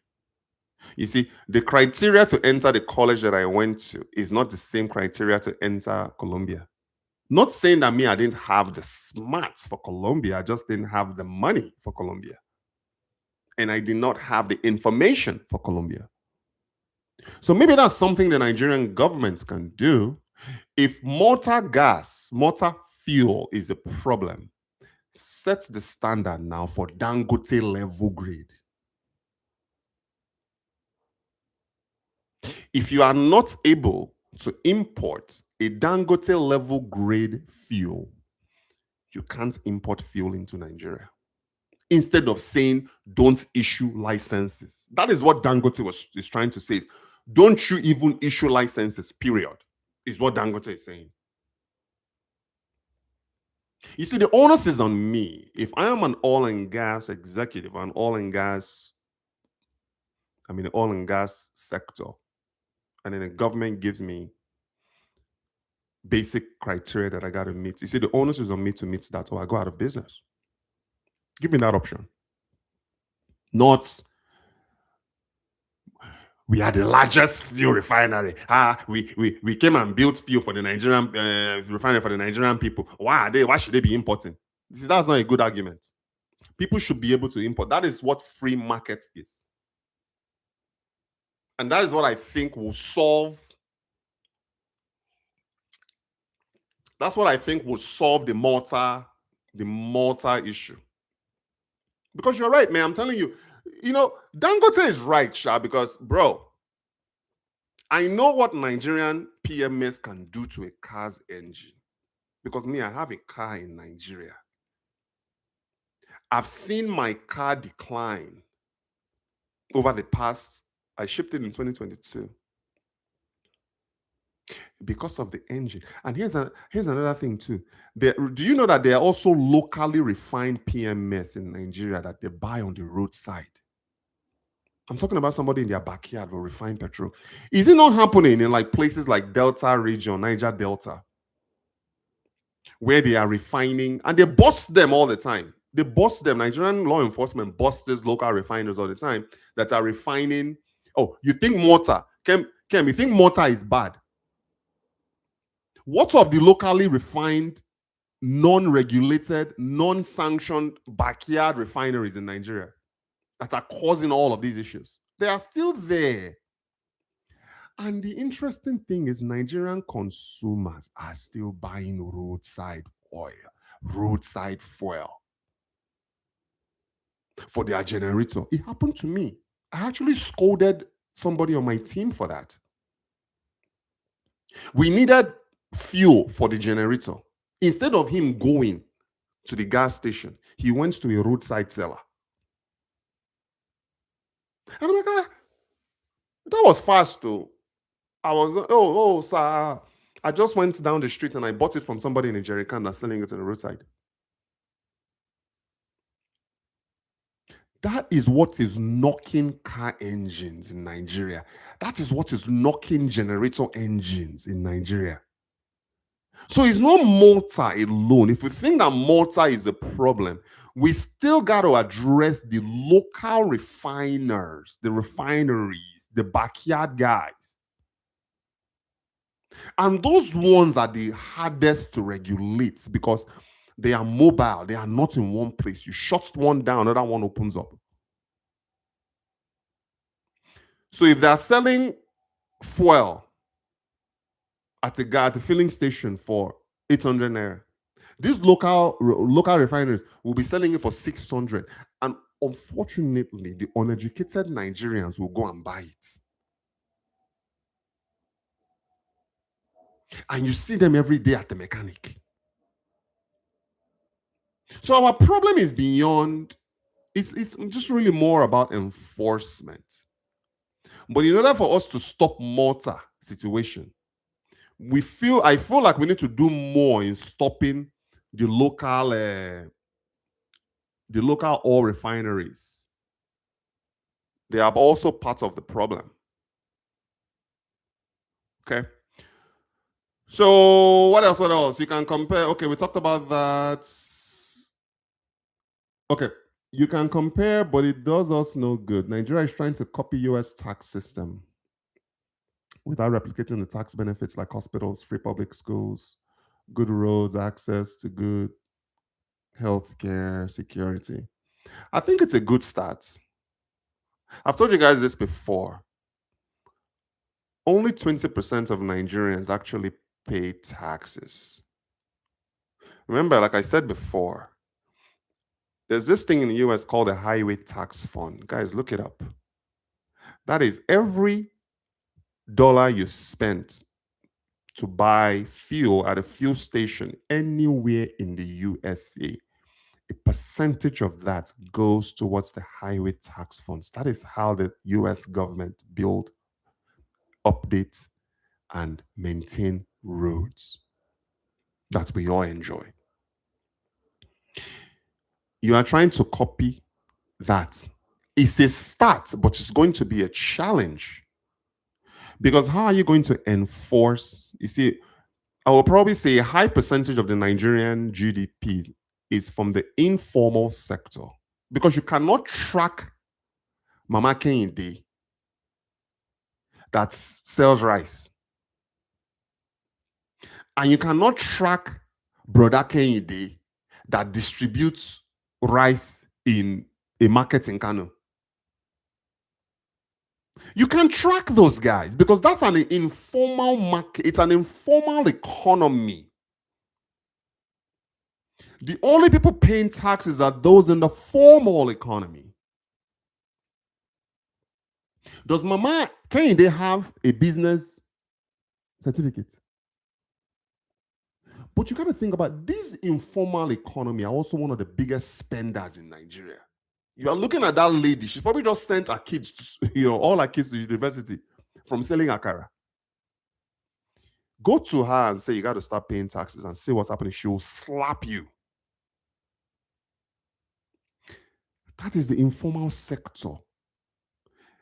Even if you were to crack them down, try and explain to Mama Kehinde why she should give you 33% of her income. Do they even know what it's? Do they even know? We dropped the ball a long time ago. Nigeria can actually be richer than it currently. Would you say Nigeria is richer? I would say, well, we are still the largest economy in terms of GDP, nominal GDP in Africa. But we could be richer had we adopted this US tax system early on. Or maybe even, I don't know about the British tax system, if it's comparable to the US tax system. But when I look at the British economy and the Britain infrastructure, I've never lived in Britain, I've only passed through. But they also have some of the best infrastructures in the world. How are those infrastructures paid for? They're paid for with taxpayer money.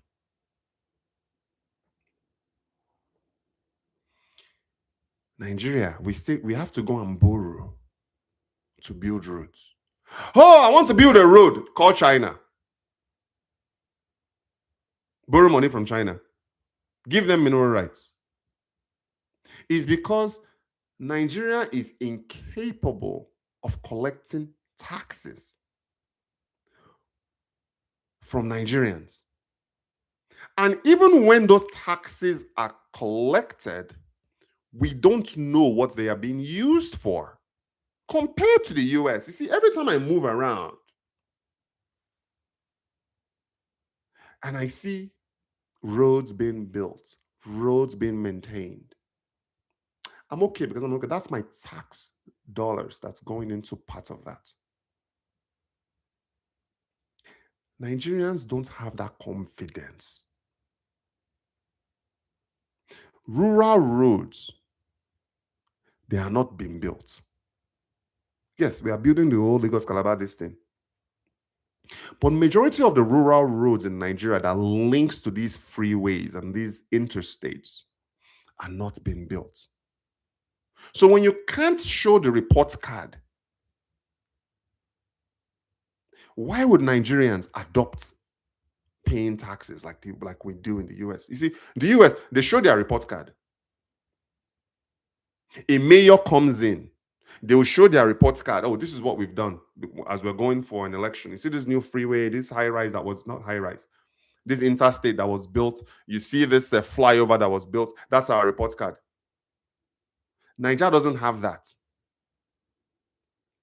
So starting a UX tax system, while I think is a great idea, you got to prove the concept and then you got to get adoption going into place for it to really work out. Otherwise, it's just going to be a waste of time. So what else? You can Dangote. Dangote is the best thing that ever happened to Nigeria. A sensible government will use it as a leverage to improve the economy. Listen, Dangote is the best thing that ever happened to Dangote. You can't say Dangote is the best thing that ever happened to Nigeria any more that you can say Tesla is the best thing that happened to America. Tesla is the best thing that happened to Elon Musk. It's a company that he built and funded with his own investments and partnerships. Isn't SpaceX about to go public soon? That is what's going to tip Elon Musk over to being a trillionaire. Guys, don't look at private enterprise as the best thing that ever happened to any nation. The best thing that ever happened to any nation is that nation. The Nigerian government should be the best thing that ever happened to the Nigerian government. It's not private sector. All the Nigerian government has to do for the private sector to thrive is to create and sustain an enabling environment. If the United States was not an enabling environment, Tesla wouldn't work. We would not be able to say that the US of A produced the first trillionaire that the world has ever known. Dangote, guys, is a privately owned company. It is not a Nigerian-owned company. He didn't build it for Nigerians. He built it for himself. Do Nigerians benefit? Of course, because it's creating jobs. Of course, it's creating jobs. But where you're going to be mistaken is to think that Dangote is the best thing that ever happened to Nigeria. It is not. He built a company. Obviously, is he not the largest private sector employer? He is the largest private sector employer. We know that. Dangote hires more people than the Nigerian government. All of the Nigerian government agencies combined. Dangote hires more people. But he's in it for himself. When Dangote passes today, his shares are not going to the Nigerian people. His shares will probably go to Alima. So we need to stop looking at these companies as if they are saviors of a country. They are private sector businesses. They are for-profit businesses. Now, had Dangote been a non-profit, okay, you have an argument. If it's a non-profit business, you have an argument.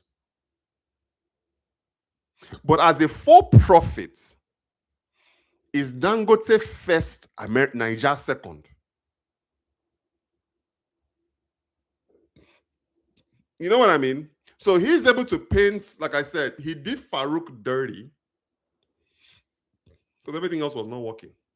And then he used that money angle to make Farouk look as if he stole money, he embezzled money, he did, he got it illicitly, and then he positioned himself as, I'm the one that's bringing in all this foreign direct investment. Oh, bullshit. I'm not buying it, but still, I'm still going to invest in the company though. Because, hey, like Dangote, I'm a capitalist. Plain and simple. So let's see. I don't think your subscribers was saying Tinubu put a stop to visa lottery. He was probably referring to your Presido Trump. Oh, my bad. So your Presido has suspended the green card lottery. Okay. Hey, thanks for pointing that out. I thought you said, well, CJ, you should have said Trump. So we talked about that. I mean, listen, Trump does not want Nigerians. He doesn't want. I mean, you guys saw what he did yesterday with the national conference that he put together. He was kind of slamming Somalians and all that stuff. Okay, so Trump sounds good. We have a deficit in skilled craft, 100%. I saw the same thing during the construction of an Airbnb in PHC. Shabby job. It was people from Benin Republic that did the POP. So my cousin actually had to fly a team in Lagos, from Lagos to Akwa Ibom, to help him correct that issue. But yeah, we have a skills gap, major skills gap in the blue collar sector, guys. Chemtrack said Meritrade is very good. FSL is good too. MK. So make sure they are cleared with SEC 100%. But Meritrade is the largest with. Yep. That's why I use Meritrade. Thanks, guys. I just booked Mark Meritrade. Yep, good for you, man. Farouk's salary is known, public information. Next time, let Farouk balance his shits before going to battle. But I didn't think that Farouk thought that Dangote was going to throw the left hook. But you see, they always say in boxing, is the shot that you don't see that knocks you out. So Farouk did not see that. You see, Dangote went low. That was a low blow. You know me, I'm a boxing guy. That was a low blow. I didn't think that Farouk thought that Dangote was going to go that low. And another thing that also helped Dangote was when he said that he has the receipts and he's just waiting for Farouk to deny. You see, because Farouk think about it. Man, Dangote is a brilliant strategist. He painted this picture so well that every question from the media to Farouk would have been, this $5 million, talk about that. And the way the media will get Farouk is by asking a simple question. Dangote said you sent your kids abroad for $5 million. Yes or no? Not a maybe you. Mr. Farouk, is it true or is it false that you sent your kids to college abroad and you paid $5 million? Now, it's a yes or no question. If Farouk said no, the Dangote would publicize the receipts and completely destroy Farouk's reputation. It's all about reputation damage now. You see, they always tell you guys, in order for you to kill somebody, kill the name first. I'm not saying go and kill physically. That's not what I'm saying. It's business strategy. When you kill the name, because you see, that is why Farouk said, okay, you got me on that one. That was a left hook. You got me. Let me bow out. Because he had two options. He could either say yes, and by saying yes, that is like pouring petrol on top of the matter. Okay, now the media will say, where did you get the money? I don't remember Emefiele. Emefiele could not defend his assets. That's why the Nigerian government seized every one of them. A common governor of Nigeria, how much is he making? Where did Emefiele get 70-something million dollars to build estates all across? And that's another thing too, guys. If you go thieves remain now.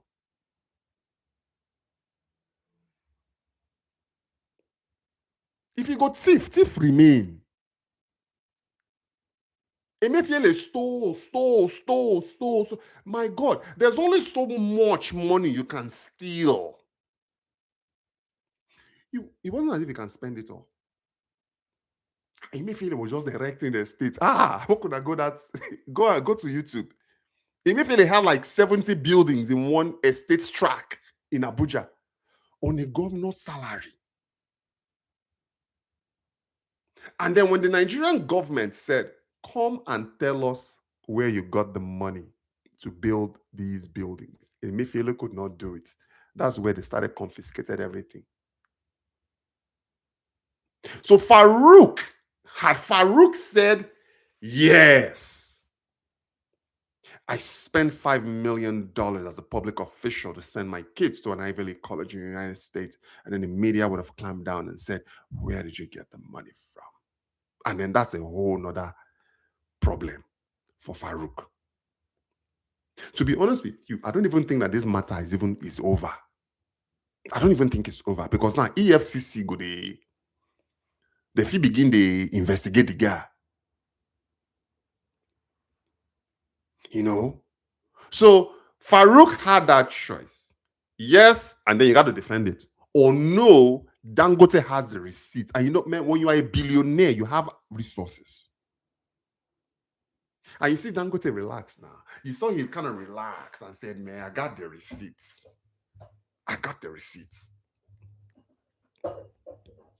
Did Dangote not see that? The way the man just kind of sat down on his chair and said, I double dog dare you to deny it. I triple dog dare you to deny it. And I will make this receipt known to the world. Farouk just cowered and said, man, there are some fights and then there are some fights. This one, I'm just not ready. And he bowed out. But I don't think it's the end for him. I think that the EFCC is still going to investigate the matter. Because Nigeria is trying to clean itself up, guys. Nigeria is trying to clean itself up. Man, that left hook, I did not see that one coming. That left hook, man. Dangote is a brilliant strategist. Ran the man out of office. And you see, no government official, particularly President Bola Tinubu, you don't want to be associated with anything, especially with an election year coming up. You don't want to be associated with the thief or a alleged thief in Farouk. So he was definitely pushed out. He didn't have a choice. He was pushed out. And all of that came to an end when Dangote threatened to publish his receipts. Okay, I am not saying Dangote is clean either. Nigeria needs honest people in public. Listen, man, Dangote has, I'm not saying he's dirty. Dangote has stains. But not stains in the terms of, you guys, when I talk about this, I'm not talking about like anything like physical or you stole money or something. It's just like sometimes these favors, man. They're just favors. You know what I mean? It's just the way it is. Trump gets favors all the time. Is Qatar not kissing Trump's ass right now? Is Saudi Arabia? Did Trump not just secure a multi-trillion-dollar deal with Saudi Arabia? Don't you think it's in exchange for something? Or do you think Mohammed bin Salman, is it MBS, his name, I'm just going to buy multi-trillion dollars worth of arms from the United States? There's some favors. And it's all economical, though. Guys, it's all economic favors. It happens all the time, everywhere in the world. Economic favors. Somebody benefits, somebody's going to get rich, it's just the way it is. That's what happened in Farouk's case. He issued some licenses, and I'm sure he got thanked. He got thanked. for that. You know what I mean? So that's what happened. Okay, so he can't mess with a $20 billion investment and not expect to get burned. He's a thief, so is his former boss. Okay. Good question. Dangote asked them to set up a lab and set the standards. He knows that they can compete at the same level. Equal playing field, my man. It's good for business anywhere you go. You're right. You're right. We need that now. I think if we want to stop the Malta issue, we definitely need to set up some sort of standards. You're right. Nigeria is just not, and that's the thing too. Farouk accused Dangote of selling subpar, poor quality fuel. He basically went on record and attacked Dangote that Dangote's fuel is not the A grade that Dangote is claiming it to be. And then Dangote went and said, okay, show us your lab. Now, where are you getting this from? So the thing has been brewing for quite some time. But you see that the Nigerian president is also the leader of the oil and gas sector in Nigeria. Buhari started this thing. If we truly want a fair, free market system in Nigeria, which I think we need, then I think that the onus is on the Nigerian president to set up a lab, a quote unquote. Listen, if Dangote wants to be an A grade supplier, I don't think everybody else should be subjected to Dangote's A grade standard. It's no different. For you business travelers out there, if you've traveled, you've stayed at some fine hotels, and you've stayed at, let's say, a 5-star hotel or a 3-star hotel. You see, the Ritz and Holiday Inn no be meat. But they are still hotels. Waldorf Astoria and Residence Inn are not meats. So Dangote can be the Waldorf Astoria of oil and gas, but I still think that there needs to be a Holiday Inn version of oil and gas in Nigeria. It doesn't mean that the quality is bad. It just means that it's just more of an affordable option. For instance, sometimes you go to a gas station in the US, not all the prices are the same. Chevron is actually more expensive. If actually not the most expensive in the US, it's like Chevron. Shell is also up there in terms of premium price. And then you have like the Conoco oils. And then you have like the regionals, like the Mavericks, the Maverick oil or the Lucases. You know what I mean? Like all these regional players still exist. They can coexist with the major players like the Shells and the Chevrons of the world. So yes, Dangote is our own Chevron. But we also need smaller regional players too. But you need a benchmark though. You see, they are not all selling the same quality petrol.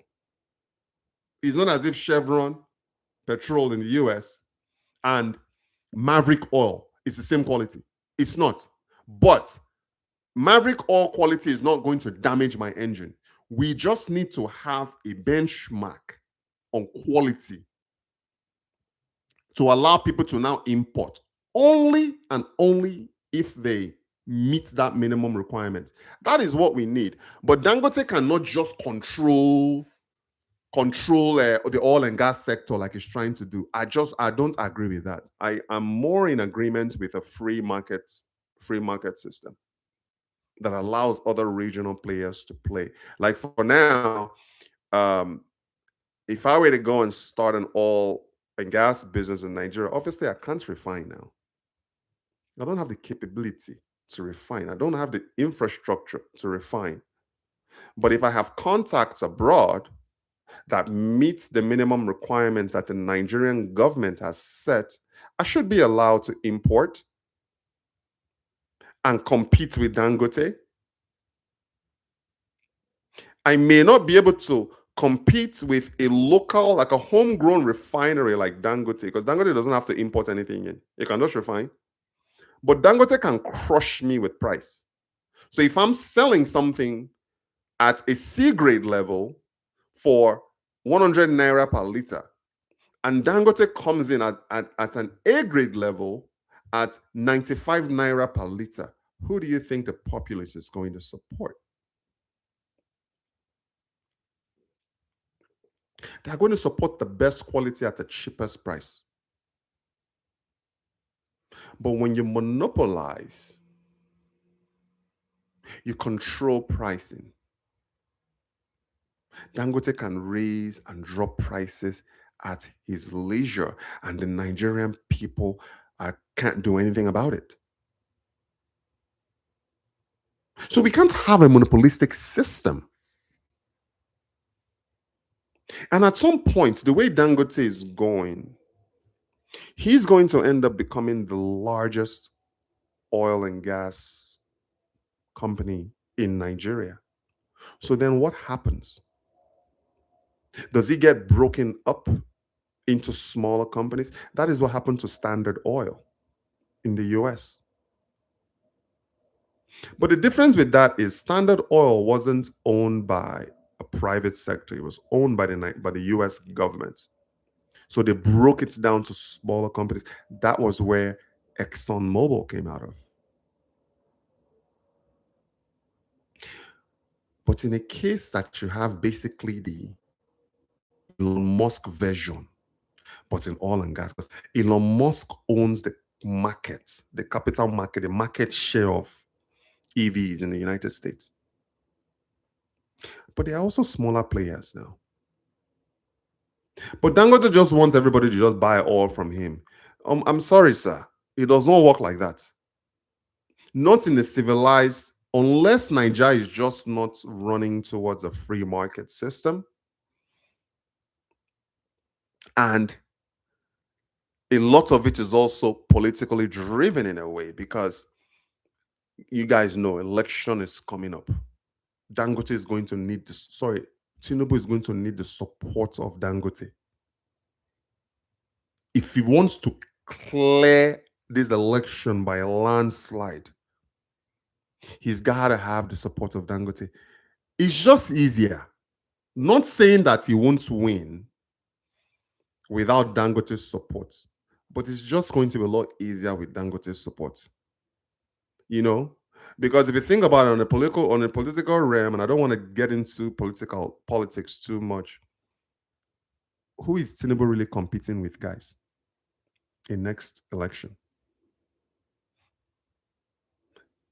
Obi can't win. Atiku can't win. Maybe we talk about that another time. Maybe as we get closer to the election cycle, we're going to do more political election-based live sessions for you guys. Okay, Dangote is raising the standard. High standard is good business. Nobody's saying it shouldn't do that, but there needs to be checks and balances. There also needs to be other. You see, it should not be Dangote that should be setting the standards. He can raise it, but I feel the Nigerian government should set those standards. And you've heard of that overachieving students now. If you have A plus is like the most you can get, but let's just say students can get A plus plus. It's fine. The school has set the gold standard at, let's say, GPA is what? GPA is like what? Let's say 3.75, and a student goes and has a 4.0 GPA. So that's an overachieving. But I feel like the Nigerian government needs to set a high standard. Don't get me wrong. But then if Dangote wants to go above that, that's even a better case for him in terms of like building his brand and controlling it more from a brand quality base. But I don't feel like Dangote should be the one setting the standard. It should be the Nigerian government setting the standard.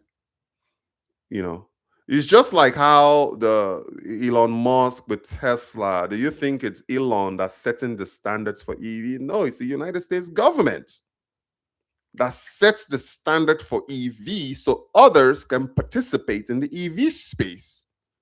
But then Elon Musk just took his own to a whole nother level that made it practically impossible for any other automobile manufacturer in the EV space to compete. You know. So should we just continue in a downward trend because people are surviving with bunkering refinery? Those are illegal stuff. Taxation without representation was part of what caused the Revolutionary War. Yeah, right? It's like if the people are willing to pay the taxes, they need to be represented. They need to know where their tax dollars or tax naira is going. No one said Dangote shouldn't make money. It's a privately owned company. Guess what? No long lines, no bad grade fuels, abundant aviation. Man, there may not be long lines, but there's still bad grade fuels though, because people are still buying those roadside fuels that you talked about. Tinubu can totally shine with Dangote and others like him, but he's too stupid to figure them out. Doesn't care about the people. Thoughts on Nigeria's alliance with France? You know, I saw that CJ. I saw that the headline, but I have not really read too much into it. The same France that supported the Biafra war. Short. Let me tell you, if I go into that one, we'll be here all day. But anyway, so just a brief history before I let you guys go. Remember the Nigerian civil war, since CJ brought this up. My grandfather fought in that civil war. Did you know that France was against Nigeria? It was a fight between Nigeria and Biafra. France supplied the Biafran soldiers with arms against the Nigerian Republic. If you don't believe me, look it up. So this whole France-Niger thing, I will look deeper into it and I will schedule a live session with it. But listen, a lot of these countries are throwing France out of their countries. So I don't think that Niger should be in, other than maybe having a diplomatic relationship. I don't think Niger should be in bed with France in terms of France coming in and shaping policies. If Nigeria wants to borrow money from France, like they've been borrowing from China and anybody else who cares to loan them money, it's one thing. But when you are involving France in the affairs of Nigeria, France doesn't really have a good reputation in the African continent. They just don't have a good reputation. So I don't want to speak on something that I don't really know, but just the optics of it doesn't work for me. The optics does not work for me, just based on France's history. Great. Listen to me, great country. I've been there. I went to Marseille. I vacationed in Marseille, the south of France. Beautiful country. I love the French. My goodness. Great country. But whatever they are doing, trying to partner with them, I got to look deeper into it to be able to talk intelligently around it.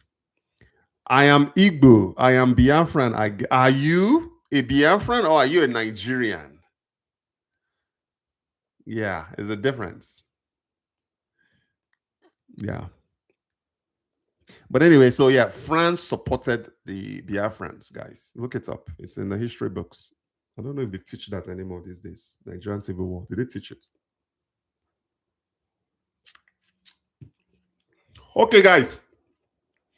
Man, your dad fought. Nice, good for you. My grandfather fought. So your dad fought against my grandfather because my grandfather fought for Nigeria. Okay, there you go. Love it. Got it. Thank you so much, guys. You know, I'm really glad that you said that, CJ. You know, it's kind of like when you look at the United States Civil War, where you have the Union against the Confederacy. At the end of the day, guys, I'm going to close with this, guys. Whether you are from the north, south, east, west, whether you are for the elites or you are for the non-elite, whether you are for the growth and success of Nigeria or you don't think that Nigeria is going anywhere. At the end of the day, like CJ said, we are all Nigerians. Even if you are not born there, and you have Nigerian ancestry, you're still a Nigerian. See, my kids are not born in Nigeria, but through me, you see, my gene is going to live. My DNA is in there, is their DNA. And that's one thing I try to do in my house is teach my kids as much. You see, at some point, it's going to break. Maybe the next couple of generations may not even ever enter Nigeria. But my goal is to do what I can to connect my children to Nigeria as much as I can. But ultimately, I'm going to close with this, guys. We are all Nigerian. Do your part. Even those who are just talking about Nigeria alone, good or bad, is actually pretty good because we are keeping the conversation active. You see, they always say when people stop talking about you, that's usually when you know it's over. So it's a great thing. CJ, excellent, man. You know, you're Nigerian, I'm a Nigerian. Chemtrex, what's his name? Fell off. Active Dodge fell off. But hey, man, I really appreciate all of you guys. To be honest, we are not better than anyone else, but it's nice being African. I am with you. It's the same though, like Americans. It's not as if America is better than anybody else. We are just more structured in America. But at the end of the day, you can see me. I'm wearing my African gear with my Western hats. I'm a proud Nigerian. Okay. So all the best, guys. We will catch you guys. And if you're watching a Jake Paul fight tonight, like me, I'm watching a Jake Paul Anthony Joshua fight, America versus British Nigerian. I'm going to be watching the fight tonight, and then on Monday's episode, we are going to talk about it. The link is on the channel. Tune in. Let's break down. If you're a sports fan, boxing fan, we are going to analyze the Jake Paul, Anthony Joshua fight, water cooler conversation on Monday's episode. Who do you think is going to win? Is it Jake Paul by knockout, stoppage, disqualification? Or is it Anthony by knockout, stoppage, disqualification? Or is it going to go the distance? Is it going to be a draw? What's going to happen? We don't know. Only time will tell. It starts 5 p.m. Pacific Standard Time live on Netflix. Talk to you guys later. CJ, I'll catch you on the next one, okay? Yeah. I'll catch you on the next one. Good night.